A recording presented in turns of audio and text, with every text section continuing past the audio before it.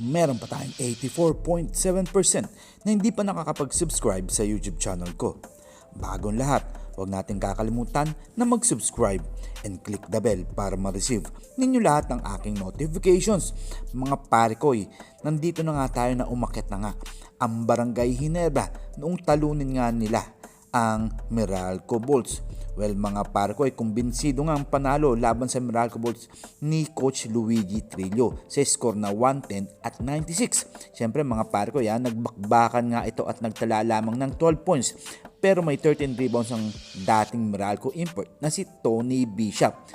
Ano ang masasabi ni Coach Tim Cone dito mga pare ko?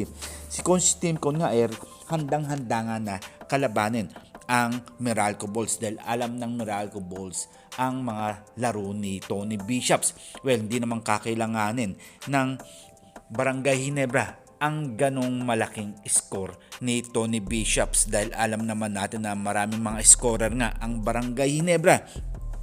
So mga parko, si Scotty Thompson nga nagbabalik nga, sabi nga ni Champ De Luna ng ABS-CBN. Well, sabi nga dyan, Scotty Thompson's comeback propels Ginebra win.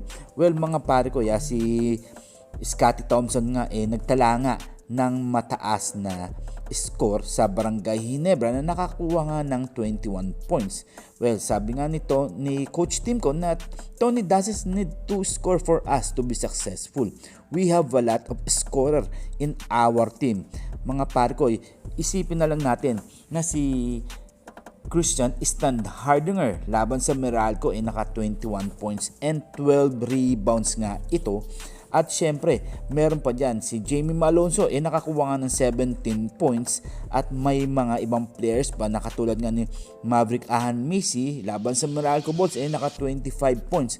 Well mga pare ko, at si Scotty Thompson nga uulitin ko naka 21 points.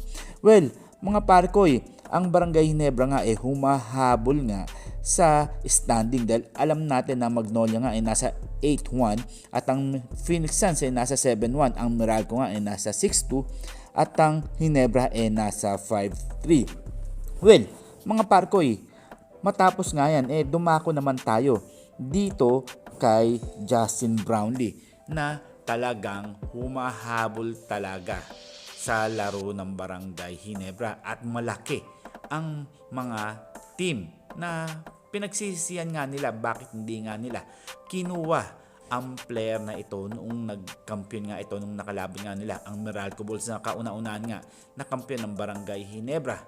Sayang nga ilang teams din ang ayaw nga kumuha dito kay Justin Brownlee. Well, alam naman natin ang agent neto na si Sherin talagang naibigay niya na lahat, pero isang team lang ang gustong kumuha dito. Ito nga ay ang Barangay Ginebra. Siguro nung panahon na yun pinagsisisihan ng mga Meralco Bulls sa mga TNT at meron pang mga ibang teams na bakit di nga nila kinuha ang import na si Justin Brownlee. Well, sabi nga nila wala nga daw depensa at hindi maaasahan sa loob. Well, kitang-kita naman natin na nung naglaro nga ito sa Barangay Ginebra talagang pinakita niya lahat ang kanyang makakaya. At syempre, mali ang kanilang akala na mahina nga si Justin Brownlee. Well, siguro mga pare ko, kung nakuha nga ng ibang team to, malamang tiba-tiba nga sila sa kampyonato dahil super import nga ito ng Barangay Ginebra at ilang beses na rin nakapag-kampiyon ito sa Ginebra at sa ibang bansa at syempre sa ating Gilas, Pilipinas. Well mga parkoy, siguro hanggang dito na lang tayo at huwag sana magsisi ang mga ibang team kay Justin Brownlee. And this is Tondo Boy Vlogs. I'm out. God bless you all.